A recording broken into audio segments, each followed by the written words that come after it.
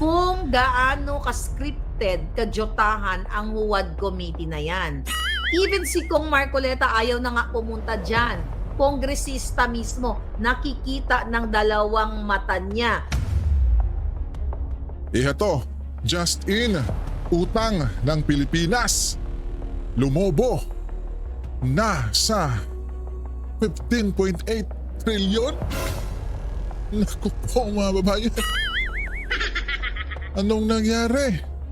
At inaasahan pa itong papalo hanggang 16.06 trilyon bago matapos ang taong 2024 mga babayan. Naku po, kawawa yung Pilipinas. Kawawa yung sambayanan natin mga babayan. Lubog na nga tayo sa utang, mas lalong lulubog pa mga babayan. Naku po, anong nangyari? Mahal na Pangulo. Di ba ho mga babayan? Samantala, eto pa po mga kababayan. Aura Briguela bumanat sa ating mahal na Pangulong Duterte. Ayon sa kanyang post, hindi tayo henerasyong pumupuri ng mamamatay tao mga kababayan. Naku po, Aura. Makmak! Di ba makmak yung tawag sa kanya mga babayan nung sa probinsyano? Anong nangyari? At agad naman itong napansin ni Derek Darly Yap mga babayan at inishare niya sa kanyang Facebook page.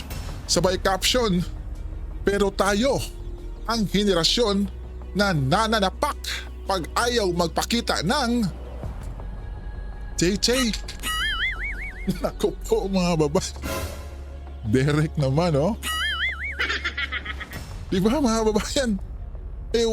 Wag na lang tayo kasi mag-post dyan sa ating social media account kung hindi natin tiningnan muna yung ating sarili.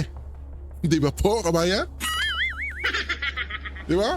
Kasi mababackfire din tayo sa ating ginagawa. Di ba? Oh. Hindi tayo henerasyong pumupuri ng pamamatay tao. Oh. Di ba? Tapos, gusto nilang purihin natin yung nananapak pag ayaw magpakita ng Chay-chay mga babayan. Naku po, ikaw naman makmak di ba? Tumahimik na lang kasi, di ba? Alam natin na di nyo nagustuhan ang ating mahal na Pangulo, pero tumahimik na lang, di ba? At eto na po mga babayan, Madam Maharlika, binanatan ang pinaggagawa ng Quadcom or Tuwadcom Committee mga babayan. Kaya kaugnay sa nangyaring gustong pagsisinungalingin yung si Colonel G. Geraldo. Ito, panoorin natin. Ngayon kasukasuhan nyo, ibinuking na ni Colonel Grijaldo, Hector Grijaldo, kung gaano ka-scripted, kadyotahan ang Huwad Committee na yan. Even si Kong Marcoleta ayaw na nga pumunta dyan. Kongresista mismo, nakikita ng dalawang mata niya dahil sa kanyang pag-stand for what is right, tinanggalan siya ng mga committee as yung chairmanship and also membership dyan sa 5 committee na napakahalaga. Okay? Dahil nakikita ni Tambaluslos na aalma si Kong Marcoleta at naninindigan para sa katotohanan. Ano ginawa nyo? Diba? Na-booking na kayo lahat ng kadyotang ito sa buwatang Marcos Jr., Liza Tanas, Liza Fair na kidnapper, Tambaluslos na bribe, na tumanggap ng bribe mula sa Okada, Manila. What else do you want, Filipino people? Enough for this, mga kadyotahang, mga balita, puro mga pinagsasakyan nila, yung mga kalokohan ni Pangulong Duterte. Meron man akong death squad. Sabi ni Pangulong Duterte, si Danang, yung katabi mo, si Bato, death squad man yan. Di ba? Nilalansi lang kayo. Kumbaga sa madaling salita, inaano kayo ni Pangulong Duterte, pinaglalaruan niya kayo kasi mga joto-joto. At hindi niyo alam yung mga pinagsasabi niyo. Kaso, wala nga kayong makasuhan. Tagal-tagal na ni De Lima, DOJ pa. Oh, 'di ba uutal-utal si De Lima doon? Nang sinabihan siya ni Jinggoy, very personal kasi yung ano ni Jinggoy dahil ang laki ng kasalanan ng Noynoy at ni De Lima dahil pinakulong niya mga 'yan. Well, which is politics in the Philippines is really crazy na gusto mong gurgon, pwede nga na wala ng gobyerno, tayo-tayo na lang, kanya-kanya. Kasi ang pera ninyo napupunta lang naman sa mga buwakan ng Ginimis na ito, na mga tiwali. O, tapos inaano-ano niyo yung Pangulong Duterte. O, niloloko lang kayo ni Duterte. Pinagloloko lang kayo ni Pangulong Duterte at pinaglalaruan niya kayo. Dahil kayo ay mga iyakin. Duroy-duroy, si Risa daw lukaret. Okay? Pinaliwanag ni Pangulong Duterte sa una pa lang na hindi siya magsusorry sa kanyang ginagawa o ginawa sa War on D. Dapat nga kayo magsorry, yung kasinungalingan nyo lahat noon. Pinakalat nyo sa international community na ganito mga natsugi. Alam nyo, mga kababayan, yung mga gising dyan, ang pinagtatanggol ng Pulawan ay ang mga kriminal. Although, meron ngang mga bata talaga, ating si Kia na yun, nilitis naman yun, yung polis, nakakulong na ngayon yun, yung biktima. Kasi hindi lahat ng polis matino. Lalo na sa panahon ni Bangag. Nakita niyo mga polis doon? Na inutusan ni Bangag. Yung pinamunuan ni Torre, hindi niyo pa ba nakita doon? Bata-batalyon, 1,500 yata yun, baka 2,000 ba, baka, ewan ko, ilan ang bilang doon sa Davao, na ginulo nila ang Davao. Nakita niyo yung suppression, oppression, martial law na pagigipit? Tapos ngayon nagrereklamo kayo dahil binagmumura kayo ni Pangulong Duterte. Buti nga mura lang inabot ninyo eh. Dapat nga ini-JK na lang kayo yung sinasabi niyong EJK, di ba? Dapat nung mga panahon na yon kasama kayo doon sa bilang ng mga nakahandusay, no?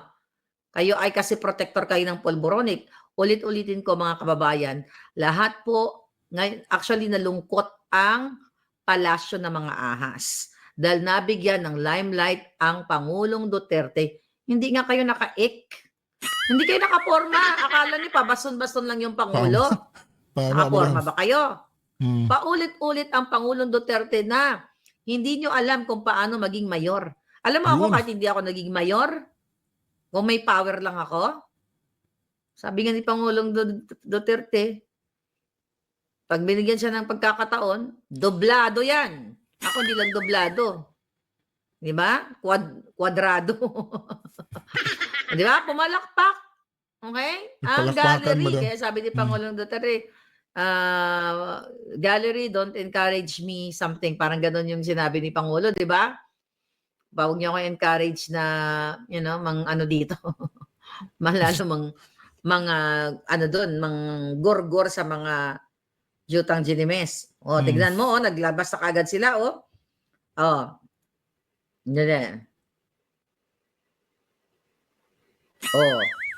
Yan. Nagbayad na sila ng, hindi, baka tape lang ito. May nagpadala sa akin, ng mga nagrarally para sa War on D. Kaya kakasuhan nyo na si Digong. Tagal-tagal na nga. Gusto ko nga kasuhan. Gusto ko nga i-contempt nyo yan eh. Contempt nyo na yan. Magkalabasan na. Yun, madam. Contempt na lang si Tatay Digong, no? Inako na nga niya na siyang may responsibilidad eh. Ano pang ginagawa niya? Mag-file na kagad kayo ng case. Right? Mag-file na kagad kayo ng case. Huwag nyo nang patagalin. Tignan nyo ngayon. Meron na namang na biktima ngayon. Senior citizen. Dyan sa Cavite. Sige nga, puro duuan na lang kayo. Puro na lang duuan, gurguran, kidnapan, dahil si Lisa ang may promotor niyan. Anong gusto niyo? Yung presidente niyong bangag ngayon, na mismong it's not really simple, yung calamity preparedness, hindi alam. Anong gagawin natin? Daw gago. O ang Duterte, na at 79, lumabas ang sa bibig ni Pangulong Duterte, dragon. Tama. 'Di ba? Wildfire, sabi ko nga. Yun. Grabe. Nakita nyo yun? In-underestimate nyo yung Pangulo. Tapos sinasabi ng mga ng mga bangag na trolls ni BBM, si Duterte machuchugi na, na ganito mahina na, mga ganon. Baka mauna pa Nagpakalat mga sila, mga babayan ng di ba? Na si Pangulong Duterte ay pumanaw na, di ba? Kumakalat. Yun, lalong-lalo na sa TikTok, mga babayan, di ba? Buhay pa si Tatay Digong, pinatay na nila mga babayan. Di ba? Tapos, ngayon? Huwag kasing mga babayan, di ba? yung si Bangag Machugi. Hmm. At 79, ang utak ni Pangulong Duterte parang 20 anyos lang. Yung bangag yung presidente, ang utak, bangag talaga dahil hindi na nagfa-function yung kanyang mga brain cells. Kaya durog na durog, ayaw magpa-ambush interview. Gusto laging may script. Nakita niyo ba si Pangulong Duterte kung may script yon? Wala, Yung madam. intro lang niya, yung speech niya. Pero yung interpolation, Opening yung speech. palitan ng balitaktakan. May script ba yun, 79? Di ba nilamon nga kayo? Chill joke, no? Buti nga hindi tinanggal yung ngipon mo eh. Ano kaya mga babayan, kung si Pangulong Marcos naman yung sasalang sa Senado, no? Di ba? Ano kaya ang sasagot mga babayan sa tingin nyo? Attorney kaya ang sasagot sa kanya?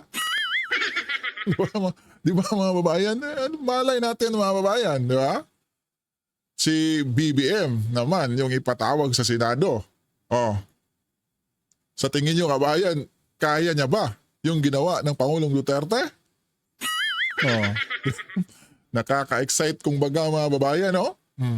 Hintayin natin yan. Utin kasi ni Jonel at Dayan ang inatupag, sabi ni Akin Boy. Yun na nga. Naku po. Sabi nga niya ng Pangulong Duterte, parang gustong ilimitahan ni virus yung pagbumura ni Pangulong Duterte. Si Pangulong Duterte, bastos man ako. Bastos talaga ako. Ako din, bastos eh. Lalo pag bastos kaharap ko. Alam mo, bago ko pa yan nakilala si Pangulong Duterte, as politiko, as mayor, nung bata ako, lagi ko sinasabi, kung bastos ka sa akin, mas bastos ako sa'yo. Walang acting-acting dito, duroy-duroy. Salamat kaayo. That's BS, sabi nga ni Inday. Pag bastos ang kaharap mo, dapat tripling bastos ka. Pag demonyo kaharap mo, dapat triple kang demonyo. Kasi bakit? Yan dapat ituro niyo sa mga anak niyo. I'm serious. Sa larangan ng mundo ngayon, dati kasi tinuturuan natin mga anak mo, anak, magpakabait ka, anak. Yung ganyan-ganyan, pag may nang api, di ba yung saying na, pag binoto ka ng bato, batohin mo ng tinapay? Pag binoto mo ako ng bato, si bat ang babalik sa'yo. No, you have to teach your kids to be tough. Sinabi ko yan sa inyo. Ako, yung anak ko, binuli eh. Kinder, 6 years old. Yak-yak. Anak, mama, inaway ako. Ano sabi ko sa kanya? Ang panganay ko sa Pilipinas. Ano yak-yak mo? Duwag. Bukas, suntukin mo yung kaklase mo, ha? Lalaki. Siyempre, at 6 years old. Mama, di ba bad yun? Hindi bad yun. Mas bad yung ginawa niya sa'yo. Tamaan mo ito, anak. Isa lang. Pag hindi mo ginawa, lagot ko sa akin. Nasa behind the scene ako. Flag ceremony. Ginombag ng anak ko. Hindi niya makalimutan yan eh. Sabi mo, mama, lukaret ka talaga nung Hindi yung lukaret, anak. Tinuruan kita kung paano maging tough sa buhay mo. Yan ang gustong ni Pangulong Duterte sa inyo. Na ilaban niyo yung karapatan. Hindi kayo pag ganun-ganun. Yung kriminal. Sabi nga ni Pangulong Duterte, ano yung approach ng mga polis sa kriminal? O pare, sumuko ka na. Ganon pwede ba yun? In Ilonggo accent? Oy, pusher, andyan na ako. Sumuko ka na dong. Toto. Diba? Suko ka na, Toto. Hindi naman ganon. Lalo na kang mga kriminal katulad ni Lisa Tanas at ni Bangag Jr. Mafia sila. Gumugurgur ng tao yung mga yan. Nag-hire nga ng assassin para sa akin yung mga puki ng inang yan. Ganyan ba ang approach mo? Kaya pag nakita ko yung mga pinadala ni Lisa Tanas dito, pinadala ng mga hayop na yan, akala niyo wala akong Pang ganun dun sa sasakyan ko. Gaganon ko kayo, lalambon ko kayo para kayo mga karabaw. Sige. I'm telling you. Tatapang nyo ha, porket kawak nyo pera ng bayan. Oh, what else? Ang sinasabi niyo sa Pangulo, puro na lang paninira. Hmm. Oh, sinabi ng Pangulo paulit-ulit, my job as a president was never easy and it was not meant to be. I have tried to do the best I can to address the problem of illegal pulburon na paborito ni Bangag. Ako lang nagdagdag doon. Firmly and without compromise. For all of its successes and shortcomings, I and I alone take full legal responsibility. Sabi niya, sa lahat ng nagawa ng mga pulis pursuant to my order, ako ang managot at ako ang makulong. Huwag yung pulis na sumunod sa order ko. Kawawa naman, nagtatrabaho lang. See how selfless ang Pangulong Duterte. At his age, wala siyang pakialam makulong. Kasi, ang gusto niya, sinabi naman niya na pag nanglaban, anuhin mo. Tirahin mo ng bonggang-bongga kasi ay mamatay.